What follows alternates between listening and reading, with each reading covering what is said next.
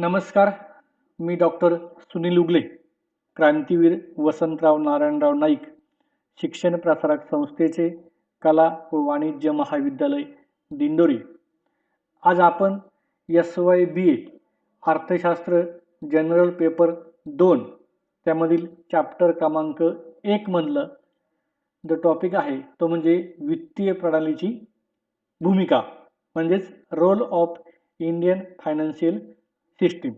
आपण या अगोदर वित्तीय प्रणाली म्हणजे काय, वित्तीय प्रणालीच्या विविध संकल्पना आणि वित्तीय प्रणालीची रचना आणि स्वरूप याबाबत चर्चा केली आहे. तर आपण आज वित्तीय प्रणालीची अर्थव्यवस्थेमध्ये नेमकी काय भूमिका आहे, काय रोल आहे यावर आपण आज चर्चा करणार आहोत. त्यामुळे role of Indian financial system. अर्थव्यवस्थेचे कार्य चालवण्यामध्ये वित्तीय व्यवस्था किंवा वित्तीय प्रणाली ही महत्त्वाची भूमिका पार पडत असते.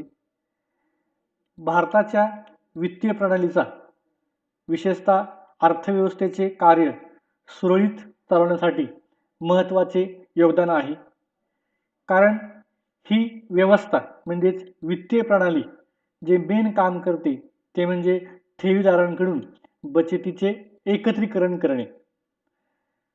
अर्थव्यवस्थेमध्ये दोन प्रकारचे लोक असतात, एक म्हणजे धनको आणि दुसरं म्हणजे ऋणको.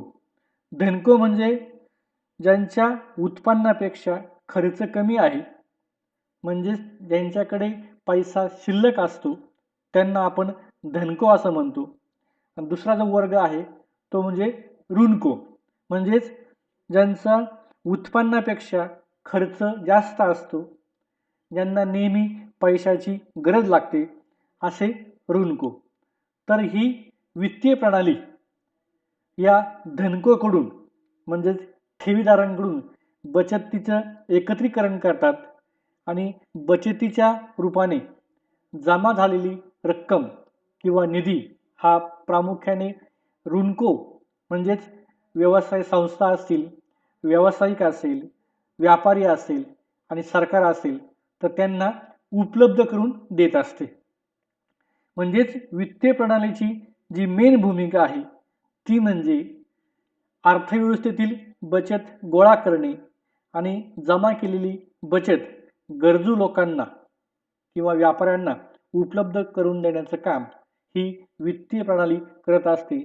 आणि त्यामुळे अर्थव्यवस्थेचे कार्य सुरळीत चालवण्यासाठी वित्तीय प्रणाली किंवा वित्तीय व्यवस्थेची भूमिका ही अत्यंत महत्त्वाची असते.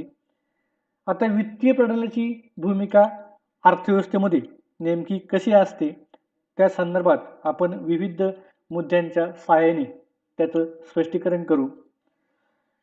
वित्तीय प्रणालीची अर्थव्यवस्थेमध्ये नेमकी काय भूमिका असते त्याचं पहिलं कारण म्हणजे आर्थिक वृद्धीची प्रक्रिया गतिमान करण्याचे काम किंवा कार्य ही वित्तीय प्रणाली करत असते.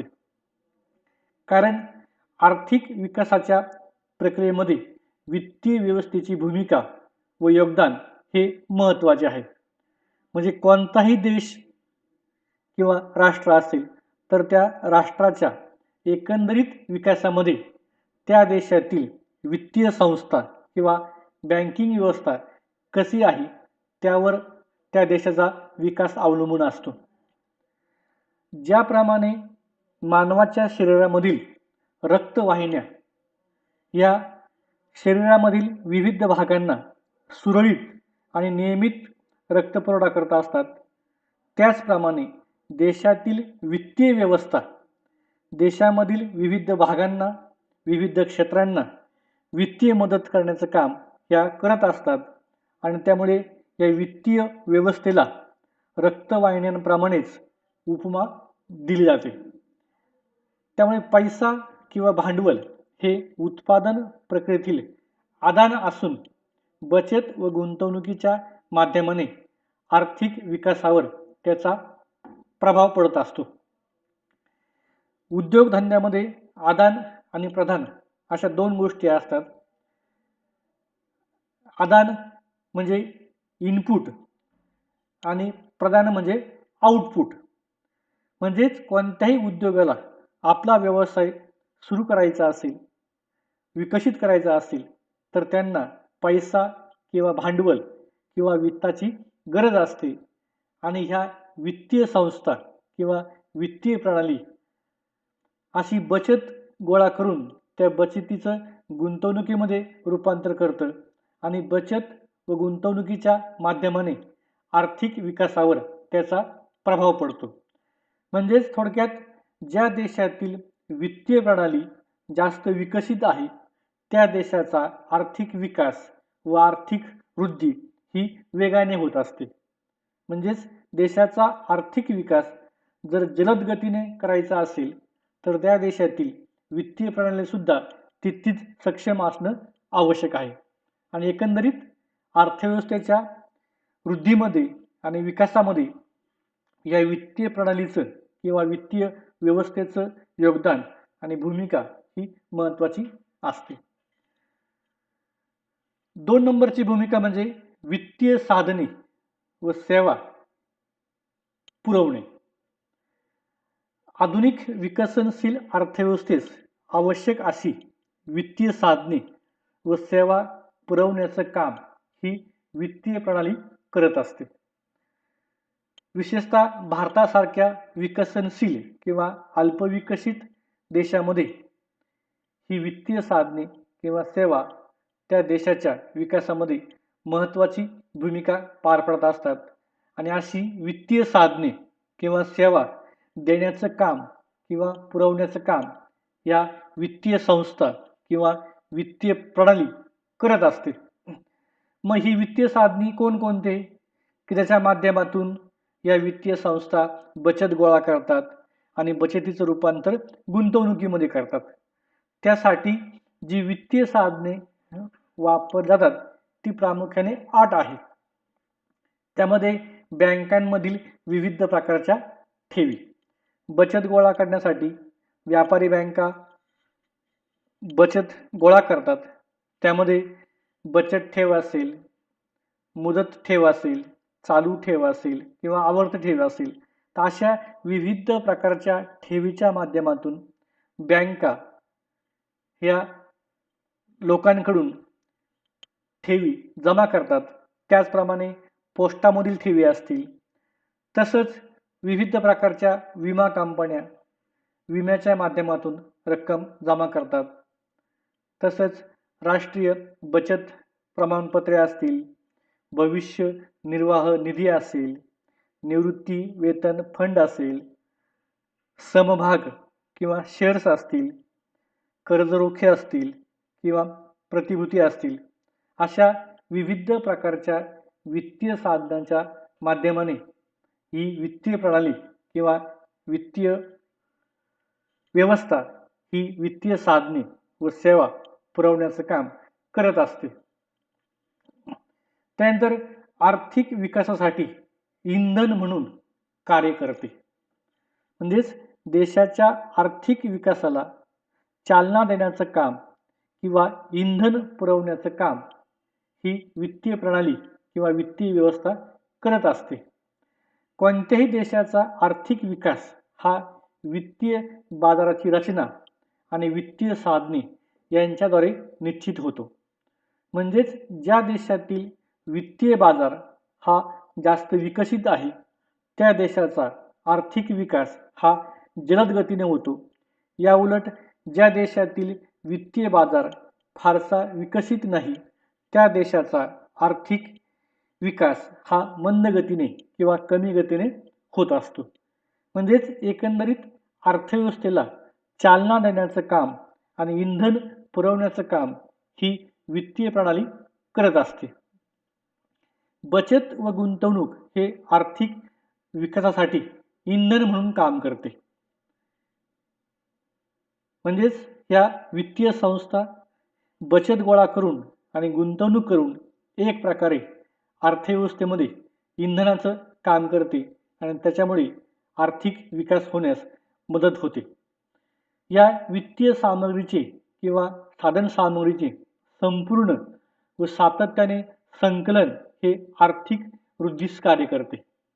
म्हणजेच वित्तीय प्रणाली अर्थव्यवस्थेमध्ये सातत्याने बचत गोळा करणे आणि गुंतवणूक करण्याचं काम हे नियमितपणे करत असते आणि त्यामुळे आर्थिक वृद्धीस मदत होते किंवा चालना मिळते. म्हणजेच एकंदरीत आर्थिक विकासासाठी इंधन पुरवण्याचं काम ही वित्तीय प्रणाली करत असते. त्यानंतर वित्तीय संस्थांच्या कामगिरीत व कार्यक्षमतेत सुधारणा घडवून आणते. वित्तीय व्यवस्थेचा संतुलित विकास हा वित्तीय संस्थेच्या कामगिरीत व त्यांच्याकडून वापरल्या जाणाऱ्या साधनांच्या कार्यक्षमतेत सुधारणा घडवून आणण्याची खात्री देतो. म्हणजेच वित्त व्यवस्थेचा जर संतुलित विकास असेल किंवा समतोल विकास असेल तर त्यामुळे वित्तीय संस्थांच्या कामगिरीत आणि त्यांच्याकडून वापरल्या जाणाऱ्या साधनांच्या कार्यक्षमतेत सुधारणा घडवून आणण्याचे काम ही वित्तीय प्रणाली करत असते. समग्र पातळीवर जर आपण विचार केला तर आर्थिक स्थैर्य, अधिक चांगली हिशोब पद्धती व नियंत्रित रचना हा चांगल्या वित्तीय प्रणालीचा पाया आहे. म्हणजेच आर्थिक स्थैर्य असेल, चांगली हिशोब पद्धती असेल आणि ही वित्तीय प्रणाली किंवा वित्तीय व्यवस्था जर नियंत्रित असेल तर चांगल्या वित्तीय प्रणालीचा पाया रोवला जाण्यास मदत होते. त्यानंतर बचतीला प्रोत्साहन व कार्यक्षम वाटप करते. म्हणजेच एकंदरीत वित्तीय प्रणाली किंवा वित्तीय व्यवस्था ही एका बाजूला बचतीला प्रोत्साहन देत असते आणि असं प्रोत्साहन देऊन जास्तीत जास्त बचत करण्याचं काम ही वित्तीय प्रणाली करते आणि जमा झालेली बचत तिचं पुन्हा कार्यक्षम वाटप करून गुंतवणुकीमध्ये रूपांतर करते. म्हणजे एकंदरीत वित्तीय प्रणाली बचतीला प्रोत्साहन देणे, ती गोळा करणे, आर्थिक व सामाजिक कल्याणाच्या दृष्टीने बचतीचे कार्यक्षम वाटप करण्याचं काम वित्तीय प्रणाली करत असते. म्हणजे वित्तीय प्रणालीमधील ज्या वित्तीय संस्था आहे त्या देशातील बचतदारांना विविध प्रकारचं प्रोत्साहन देतात आणि या प्रोत्साहनामधून जास्तीत जास्त बचत गोळा करण्याचं काम या वित्तीय संस्था या बचत गोळा करण्याचं काम करत असतात. अर्थव्यवस्थेतील वाणिज्य आणि व्यापारासारख्या वस्तू व सेवांची खरेदी विक्री करण्यास मदत करणे हेही काम ही वित्तीय प्रणाली करत असते. उद्योजक व व्यावसायिक यांना अर्थसहाय्य करणे इत्यादी कामे ही वित्तीय प्रणाली करत असते. विशेषतः उद्योजक, व्यापारी किंवा व्यावसायिक यांना आपल्या उद्योगासाठी किंवा व्यापारासाठी भांडवलाची गरज असते आणि ती भांडवलाची गरज पूर्ण करण्याचं काम वित्तीय प्रणाली करत असते आणि त्यामुळे उद्योगांच्या विकासामध्ये सुद्धा या वित्तीय प्रणालीचे योगदान जास्त असल्याचं दिसून येतं. वित्तीय व्यवस्थेचा पाया विस्तारण्यास मदत. विशेषतः आपण जर भारताचा जर विचार केला तर भारतामध्ये 1991 मध्ये तत्कालीन पंतप्रधान PV नरसिंहराव व तत्कालीन अर्थमंत्री डॉक्टर मनमोहन सिंग यांनी 1991 मध्ये मुक्त आर्थिक धोरणाचा स्वीकार केला. या मुक्त आर्थिक धोरणामध्ये प्रामुख्याने 3 संकल्पनांवर भर दिला. एक म्हणजे उदारीकरण, दुसरं जागतिकीकरण आणि तिसरं खाजगीकरण. या उदारीकरणानंतरच्या वित्तीय क्षेत्राच्या सुधारणा कालखंडात या क्षेत्राच्या कार्यात प्रचंड बदल झाल्याचं दिसून येतं. म्हणजेच 1991 मध्ये भारताने जी उदारीकरणाची पॉलिसी स्वीकारली आहे त्या उदारीकरणामुळे या वित्तीय प्रणालीमध्ये आमूलाग्र बदल झाल्याचं दिसून येतं. आता ह्या उदारीकरणाच्या अंतर्गत ज्या विविध उपाययोजना केल्या त्यामध्ये प्रामुख्याने प्रत्यक्ष नियंत्रणातून सुटका, त्यानंतर व्याजदर व कर्ज वितरणाच्या बाबतीत उदार धोरण आणि विशेषतः परकीय विनिमयावरील नियंत्रण काढून टाकणे आणि नवीन संस्थांना या जागतिकीकरणाच्या पार्श्वभूमीवर मुक्त प्रवेश दिल्यामुळे भारतीय वित्तीय प्रणाली असो किंवा जागतिक वित्तीय व्यवस्था असो यांचा पाया मजबूत होण्यास मदत झाल्याचं दिसून येतं. वित्तीय प्रणालीची सर्वात महत्त्वाची भूमिका म्हणजे ठेवीदार व गुंतवणूकदार यांच्यात दुवा किंवा मध्यस्थ म्हणून काम करणे. म्हणजेच वित्तीय प्रणाली ही प्रामुख्याने धनको व ऋणको यांच्यातील मध्यस्थ म्हणून काम करते किंवा ठेवीदार आणि गुंतवणूकदार यांच्यातील मध्यस्थ म्हणून काम करते. वित्त व्यवस्था ही ठेवीदार आणि गुंतवणूकदार यांच्यात दुवा म्हणून काम करते आणि त्याद्वारे अर्थव्यवस्थेत बचत व गुंतवणुकीस प्रोत्साहन देत असते. म्हणजेच या दोन घटकामध्ये दुवा साधत असताना जास्तीत जास्त बचत गोळा करून जास्तीत जास्त गुंतवणूक करण्याचं उद्दिष्ट ही वित्तीय प्रणाली साधत असते. वित्तीय साधन सामग्रीचे कार्यक्षम वाटप करते. या व्यवस्थेस अंतिम ध्येय देशाचा विकास, आर्थिक विकास करणे हेच आहे. म्हणजे वित्तीय प्रणालीचे किंवा वित्तीय व्यवस्थेचे मुख्य ध्येय किंवा अंतिम उद्दिष्ट हा देशाचा आर्थिक विकास करणे हे असल्यामुळे आणि त्यामध्ये ठेवीदार आणि गुंतवणूकदार यांची भूमिका अत्यंत महत्त्वाची असल्यामुळे या दोन्ही घटकांमध्ये समन्वय किंवा मध्यस्थ म्हणून वित्तीय संस्था किंवा प्रणाली ही काम करत असते. त्यानंतर वित्तीय व्यवस्थेच्या घटकात समन्वय साधते. आपण यापूर्वी वित्तीय व्यवस्थेची रचना बघितली. वित्तीय व्यवस्थेमध्ये किंवा वित्तीय प्रणालीमध्ये प्रामुख्याने 4 महत्त्वाचे घटक आहेत. ते म्हणजे वित्तीय बाजार, दुसरी वित्तीय संस्था, तिसरं वित्तीय साधने आणि 4 वित्तीय सेवा. तर ही वित्त प्रणाली किंवा वित्तीय व्यवस्था या वित्तीय व्यवस्थेच्या 4ही घटकांमध्ये म्हणजेच वित्तीय बाजार, वित्तीय संस्था, वित्तीय साधने आणि वित्तीय सेवा यांच्यामध्ये समन्वय साधण्याचं काम करत असते. या सर्व वित्तीय व्यवस्थेच्या घटकांमध्ये समन्वय साधण्याचं काम ही वित्तीय प्रणाली करत असते आणि त्यामुळे साहजिकच आर्थिक विकासामध्ये या 4ही घटकांमध्ये समन्वय साधण्याची भूमिका ही वित्तीय प्रणाली करत असते. त्यानंतर पुढचं बचतीचे वित्तीय मालमत्तेमध्ये रूपांतर करण्याचे काम ही वित्तीय व्यवस्था करत असते. बचतीचे संकलन करणे व त्याद्वारे उत्पादक उपभोगासाठी साधन सामग्री निर्माण करणे ही वित्तीय व्यवस्थेची प्रमुख भूमिका आहे.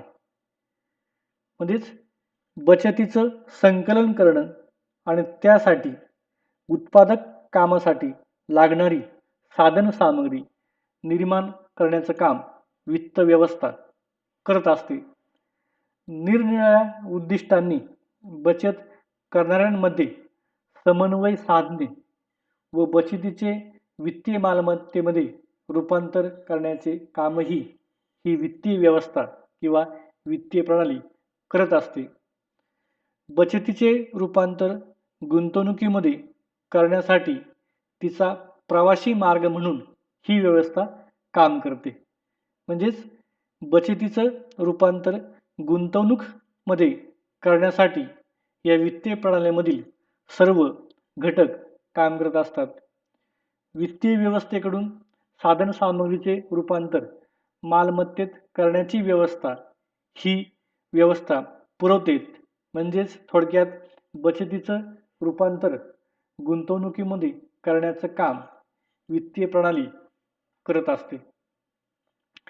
एकंदरीत वित्तीय प्रणालीची अर्थव्यवस्थेतील नेमकी भूमिका काय आहे या सर्व मुद्द्यांवरून आपल्या लक्षात येतं की आर्थिक विकासात वित्तीय व्यवस्था अत्यंत महत्त्वाची आणि जबाबदारीची भूमिका पार पडत असते. राष्ट्रीय उत्पन्न, बचत, गुंतवणूक व रोजगार यात वाढ होते तेव्हाच देशाचा आर्थिक विकास शक्य होतो. म्हणजेच कोणत्याही देशाच्या आर्थिक विकासामध्ये राष्ट्रीय उत्पन्न असेल, बचत असेल, गुंतवणूक असेल आणि रोजगार असेल, यामध्ये जेव्हा जेव्हा वाढ होते तेव्हाच आर्थिक विकास होत असतो. आणि त्यामुळे या सर्व घटकांमध्ये वाढ करण्याचं काम ही वित्तीय व्यवस्था करत असते. अतिशय समृद्ध, सदृढ वित्तीय व्यवस्था ही बचत व गुंतवणूक यातील जोखीम घेण्यास लोकांना प्रवृत्त करते. म्हणजे देशामधील जे लोक असतात त्यांची बचत गोळा करताना त्यांची ठेव मागता क्षणी परत केली जाईल या अटीवर बँका त्यांच्याकडून बचत गोळा करतात. आणि त्यामुळे जर देशातील वित्तीय व्यवस्था जर समृद्ध असेल, सदृढ असेल, नियंत्रित असेल तर साहजिकच लोक कोणतीही शंका न घेता चांगल्या पद्धतीने बचत गोळा करू शकतात, बचत करू शकतात. आणि त्या माध्यमातून लोकांना बचत करण्यास व गुंतवणूक करण्यास जी जोखीम असते ती जोखीम घेण्यास लोकांना प्रवृत्त करण्याचं काम ही वित्तीय व्यवस्था किंवा प्रणाली करत असते. बचत व गुंतवणुकीला देशाच्या आर्थिक विकासाच्या प्रक्रियेत अनन्यसाधारण महत्त्व आहे. त्यामुळे रोजगार, उत्पादन व राष्ट्रीय उत्पन्न यांची वाढ घडून येते.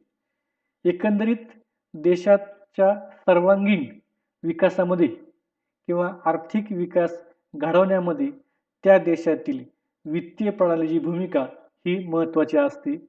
ज्या ज्या देशातील वित्त व्यवस्था सदृढ आहे, नियंत्रित आहे, त्या देशाचा आर्थिक विकास जलद गतीने होतो. तर याउलट ज्या देशातील वित्तीय व्यवस्था कमजोर आहे किंवा अनियंत्रित आहे त्या देशाचा विकास तुलनेने कमी वेगाने होतो. एकंदरीत देशाच्या विकासामध्ये आणि देशाच्या आर्थिक वृद्धीमध्ये वित्तीय प्रणालीची भूमिका किती महत्त्वाची आहे याची कल्पना आपल्याला यावरून येते. धन्यवाद.